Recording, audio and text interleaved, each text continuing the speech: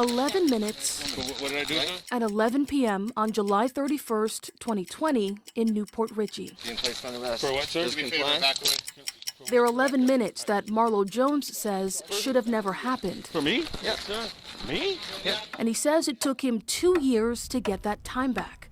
But to understand how, it's a small town. we sat down with Jones and his attorney, Kevin Rossendino. In July of 2020, we were peacefully protesting when we were attacked by a drunk man that came out of a bar. This video of that fight was first released to ABC Action News by the Newport Richey Police Department in August of 2020. In it, you see former officer Nicholas Rickus rush over to pull that man and demonstrator Stephanie Hinkle apart, and Jones runs over as well. I witnessed this drunken man laying a hit on Mrs. Hinkle.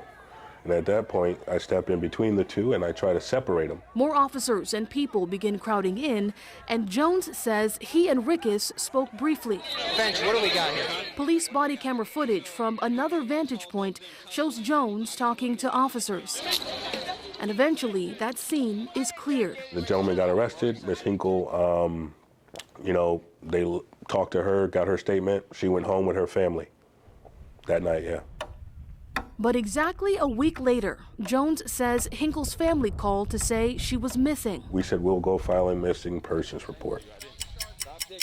Which brings us back to those 11 minutes. You cooperate and we'll get along great. I didn't understand what was going on. I was there just to file a missing persons report.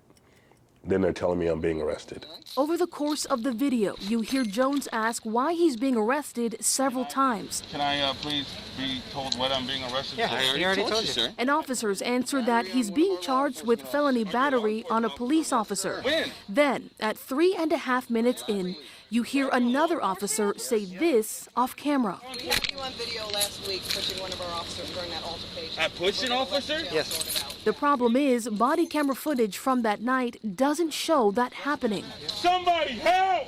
Marlowe, come on, man. Dude! Yeah, it was shocking to hear her say that. At that point, I knew something wasn't right. After a 2-year legal battle on May 5th, 2022, a jury acquitted Jones on charges of battery on a law enforcement officer and for resisting arrest. It felt like justice because I felt like the jury and the judge got it right. And now, in 2023, Jones says he's pursuing further justice by filing a civil lawsuit in federal court.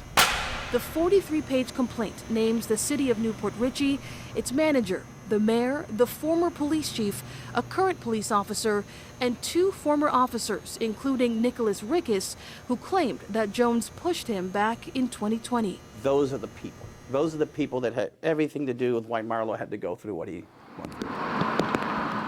The suit claims that the charges brought against Jones can be tied to a history of racism and lack of police training in the city. It claims that history has been upheld by current and former city leaders and current and former city officers. And it also says that Jones was falsely arrested, wrongfully prosecuted, and subjected to emotional distress throughout the process of this case. The document also includes examples connected to each claim, such as this text exchange between the city manager, Debbie Manns, and city councilman Jeff Starkey from the day the verdict was delivered in Jones's trial. It's an exchange that we verified to be real through a records request from the city of Newport Richey. In the text, the pair talk about the case and how it wasn't looking good for the city. And they go on to say that Jones was no saint. At one point, Councilman Starkey says that Jones would never let the city live this down, and that the verdict would empower Jones. To which Manns replied, "I know, not happy." Since the suit was filed in March, attorneys for the mayor, Rickus, and the city itself have filed 3 separate motions to have this case dismissed.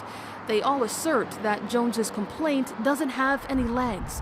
And one motion includes this excerpt, claiming that the suit is largely redundant, immaterial, impertinent, and comprised of casually unrelated, scandalous, and harassing allegations.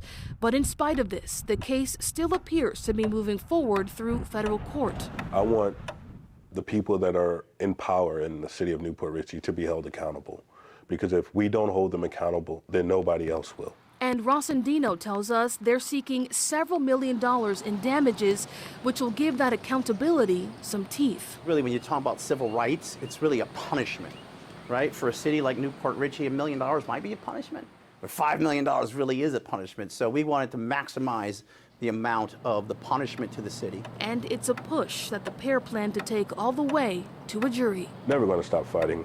The only time I'll stop is when my heart stops. It's important to mention that the body camera footage from the night Jones was arrested also revealed that the woman they thought had gone missing had actually been arrested by Port Richey police in connection to the incident that happened at that march. The problem was Stephanie Hinkle's family didn't know she'd been taken into custody. According to court documents, Hinkle was arrested because police claim they found a concealed handcuff key in her pocket when they detained her after the fight. In late 2021, she pled no contest in the case and was sentenced to 6 months probation, asked to pay fines, and she had to forfeit that key to police. However, shortly after, she filed a formal appeal of her case, which is questioning the constitutionality of her charge and how the state handled evidence. When it comes to the federal lawsuit that Jones has filed, we have contacted everyone who was named in it, and the only person who offered any comment was an attorney for the city's former mayor, Rob Marlowe. He says his client categorically denies the allegations against him, but he declined to sit down with us for an interview. Reporting in the studio with photojournalist Josh Whitston, I'm in-depth reporter Rochelle Aline.